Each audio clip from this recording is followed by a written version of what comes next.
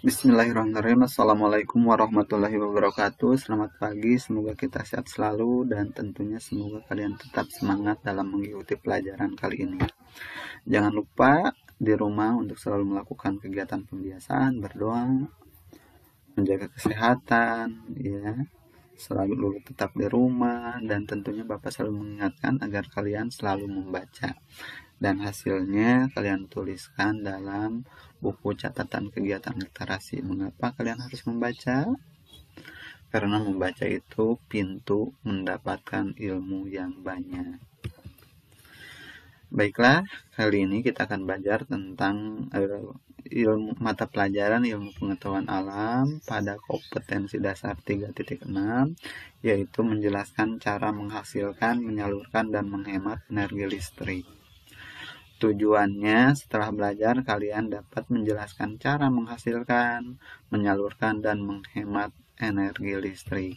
Adapun materi pokok yaitu proses menghasilkan dan menyalurkan energi listrik. Kalian tentu tahu kebutuhan listrik ini sangat banyak, mulai dari kegiatan mencuci, memasak, industri, transportasi, dan lain sebagainya. Semua kebutuhan kita saat ini sangat tergantung atau sangat ditunjang oleh adanya suplai listrik. Perlu kalian ketahui, pada zaman dahulu kebutuhan listrik itu digunakan sebatas untuk penerangan ya pada awal mulanya, sehingga pada awal mulanya itu ketika ditemukan listrik maka listrik itu merubah dunia menjadi asalnya gelap menjadi terang benderang. Sementara sekarang kebutuhan listrik ini tidak terbatas pada penerangan, sudah digunakan pada bidang industri, pada bidang transportasi, contohnya KRL. Bayang kalau semua orang mau naik listrik sudah menunggu ratusan orang, tapi listriknya mati, maka akan terhambat ya. Ada juga kita sekarang akan belajar tentang sumber pembangkit listrik. Nah, pembangkit listrik tenaga air atau disingkat dengan PLTA yang ada di Jawa Barat, kita akan contohkan umpamanya PLTA Saguling. Ada PLTA Cirata, asalnya sungai dibendung menjadi waduk, menjadi danau buatan dan akan menghasilkan turbin. Ini danau terbaru atau waduk terbaru yang ada di Jati Gede yang dibangun oleh pemerintah supaya memenuhi kebutuhan listrik untuk kebutuhan warga masyarakatnya. Sumber pembangkit listrik yang berasal dari panas bumi, contohnya adalah PLTP Kamojang, pembangkit listrik tenaga panas bumi. Ini ada juga PLTP Wayang Windu yang terletak di daerah Pangalengan. Semua sumber pembangkit listrik ini dibuat oleh pemerintah, digunakan oleh kita untuk memenuhi kebutuhan listrik sebagai pemenuhan kebutuhan hidup, penunjang kehidupan manusia. Nah, mari kita menjelaskan tentang bagaimana PLTA dari asalnya air sampai menghasilkan energi listrik. Ini asalnya aliran air yang dibendung, yang dibuat menjadi waduk, danau buatan.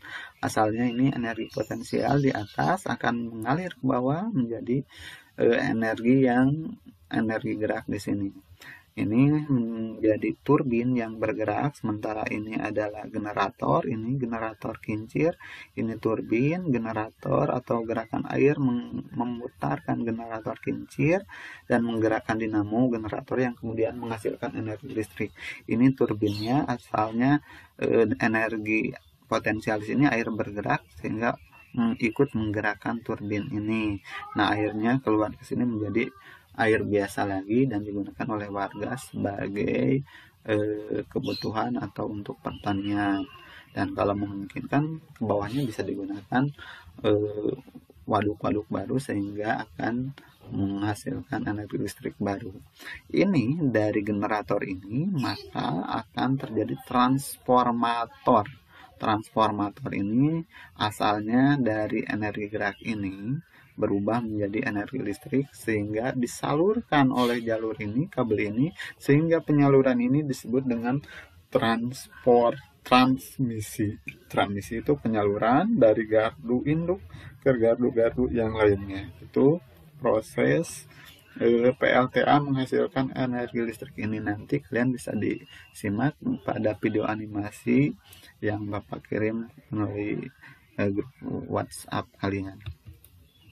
Sedangkan ini adalah proses penyaluran energi listrik. Ini adalah pembangkit tadi dari turbin. Ini trafo step up, ini pengatur atau pengaman ya, step up.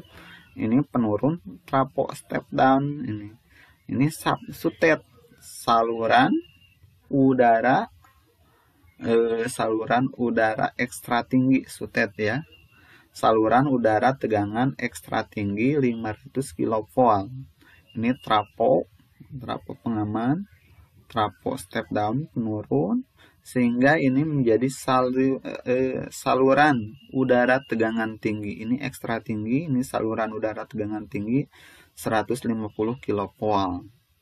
Nah, di sini disalurkan ke pabrik karena pabrik ini membutuhkan tenaga listrik yang sangat tinggi. Ini step down, ini penuh diturunkan lagi.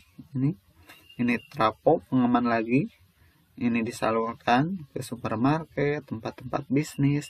Ini menjadi saluran udara tegangan tinggi. Nah, kalau sampai ke sini ini menjadi saluran udara tegangan rendah sampai ke rumah-rumah ini ya.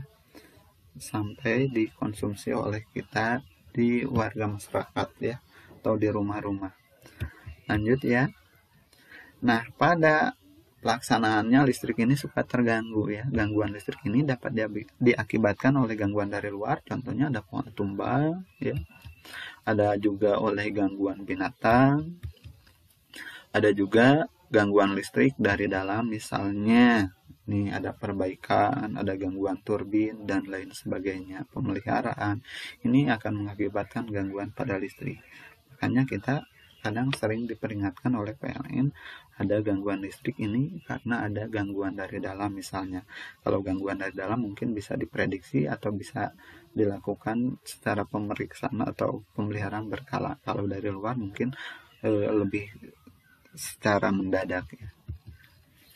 Kesimpulan setelah belajar kali ini adalah PLTA, pembangkit listrik tenaga air, dapat menghasilkan energi listrik dengan cara memanfaatkan energi air yang mengalir.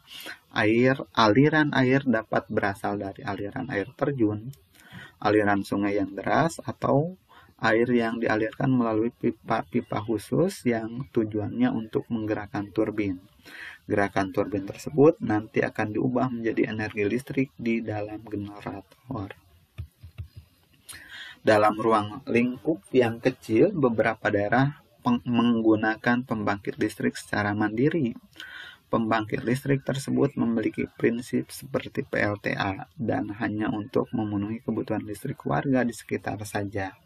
Pembangkit listrik tersebut dinamakan pembangkit listrik mikrohidro. Pembangkit listrik mikrohidro menggunakan aliran air untuk memutarkan kincir air. Kincir air kemudian menggerakkan turbin hingga menghasilkan listrik. Listrik yang dihasilkan oleh PLTA biasanya disalurkan ke rumah-rumah, gedung perkantoran, dan pabrik. Besarnya jumlah energi listrik yang disalurkan disesuaikan dengan kebutuhan.